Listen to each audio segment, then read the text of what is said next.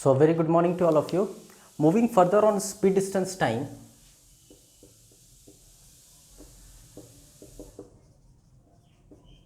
we are going to take a very beautiful question, very important for your examination. In fact इसके logic को अगर आप समझ पाओगे तो इस पैटर्न पर अगर कोई भी सवाल पूछा जाता है तो वो बनाना आसान होगा. Okay, so the question is a train approaches a tunnel X Y. A train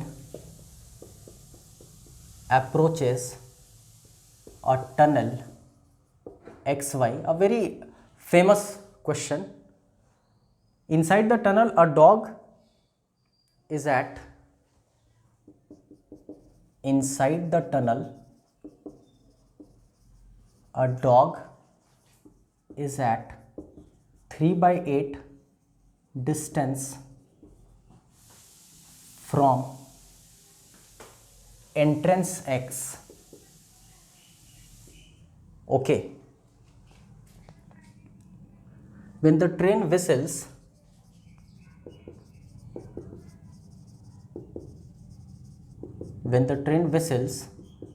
the dog runs towards the entrance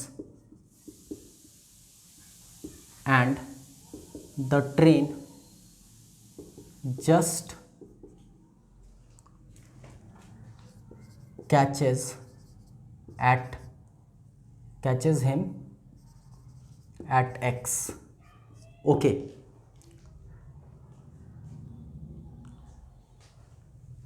And when the dog runs towards exit Y, still the train exactly catches it at Y.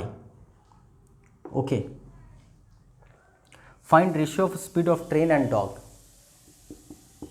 Find ratio of speed of dog, train and dog. अब इस question को कोशिश करते हैं पहले समझने का. Okay, सवाल कहता है कि देयर इज अ टनल. इस पैटर्न पर आजकल सवाल खूब एग्जाम में पूछे जाते हैं. आई मीन टू से जिसमें आपको एक सिचुएशन को इमेजिन करना पड़े.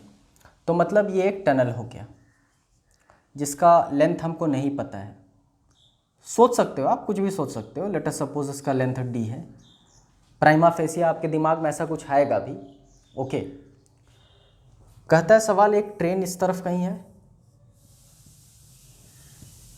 लेट अस अज्यूम कि ये वो वाला पॉइंट है जब ये दिस ट्रेन विसल्स. ओके, इसने विसिल बजाई. और let us suppose 3/8 of d, कुछ इतना मान लेते हैं. So this will be your 5/8 of d. इतना तो समझ पा रहे होंगे आप कि 3/8 हिस्सा है तो इधर 5/8 हिस्सा है. मतलब आप कह सकते हो इस तरफ 3 हिस्सा है और इस तरफ 5 हिस्सा है. There is a dog. ऐसा मान लेते हैं हम लोग कि यहाँ पर एक डॉग है. Okay, there is a dog. There is a dog placed at 3/8 distance of the tunnel. This is XY. This is your exit and this is your entrance.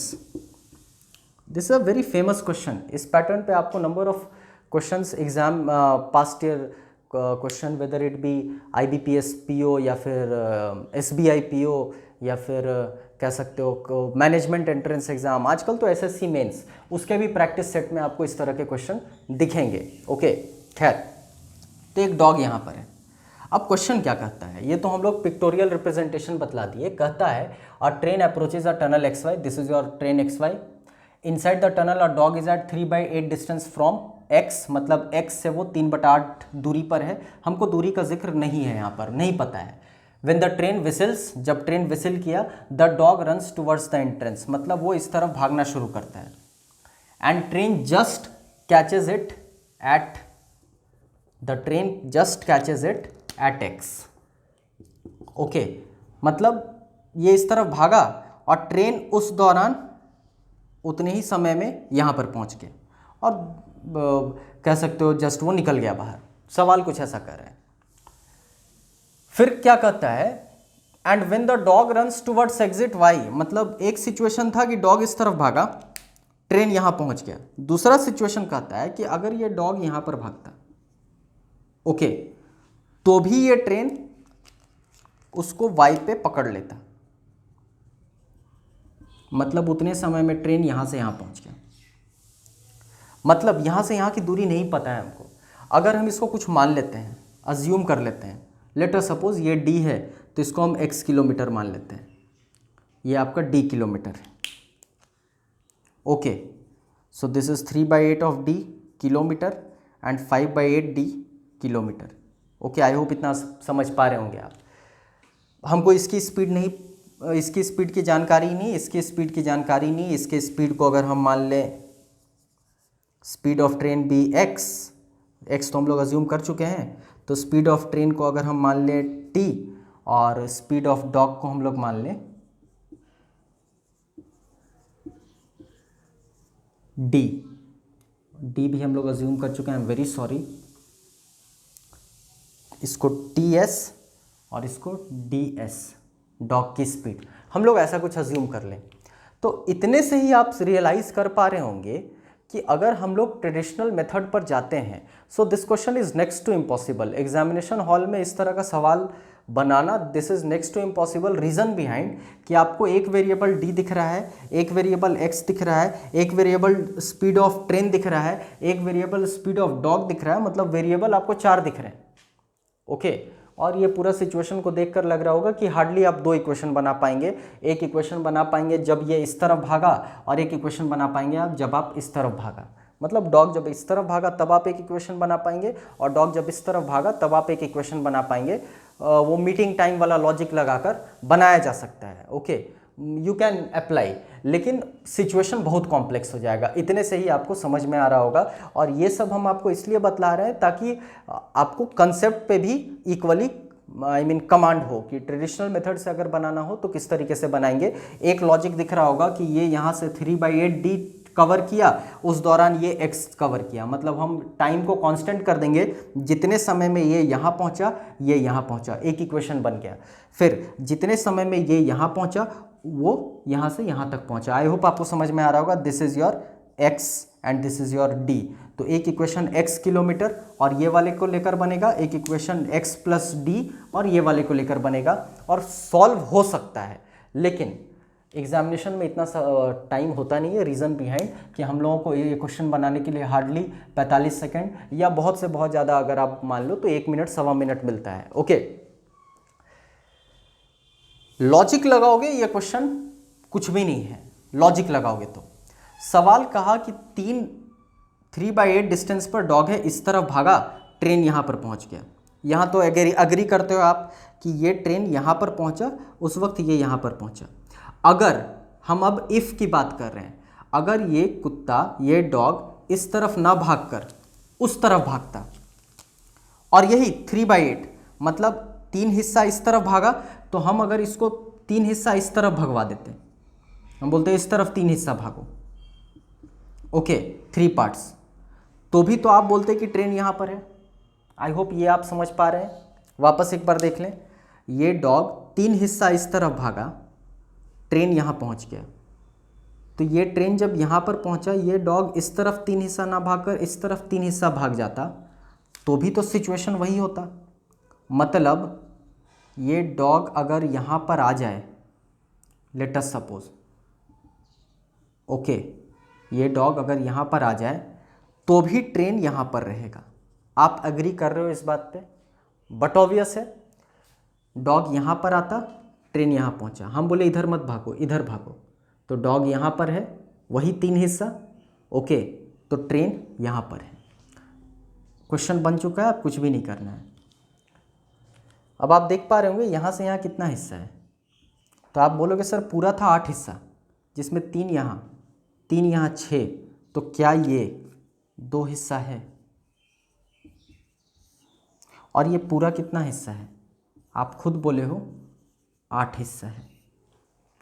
I hope things are very clear. Question बन चुका है, जितने समय में train भागा 8 हिस्सा, dog भागा 2 हिस्सा। अब यहाँ पर ज़रूरी ये समझना है कि स्पीड इनटू टाइम होता है डिस्टेंस, जो हम लोग इस पूरे लेक्चर सीरीज में इसी कंसेप्ट को लेकर चले हैं। स्पीड कांस्टेंट, टाइम और डिस्टेंस के बीच में सीधा रिश्ता, टाइम कांस्टेंट, स्पीड और डिस्टेंस के बीच में सीधा रिश्ता। ओके, डिस्टेंस कांस्टेंट तो स्पीड और टाइम के बीच में उल्टा रिश्ता है। इस पर हम लोग बहुत बात किए, आप प्रीवियस लेक्चर्स एक बार देख लेना।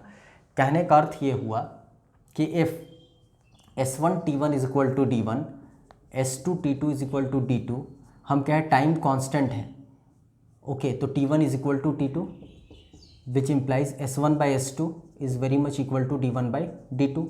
तो यहाँ पर हम लोग क्या बात कर रहे हैं, जितने समय में ट्रेन यहाँ से यहाँ पहुँचा, डॉग यहाँ से यहाँ पहुँचा, मतलब ट्रेन पहुँचा 8 हिस्सा, डॉग पहुँचा 2 हिस्सा, समय कांस्टेंट था।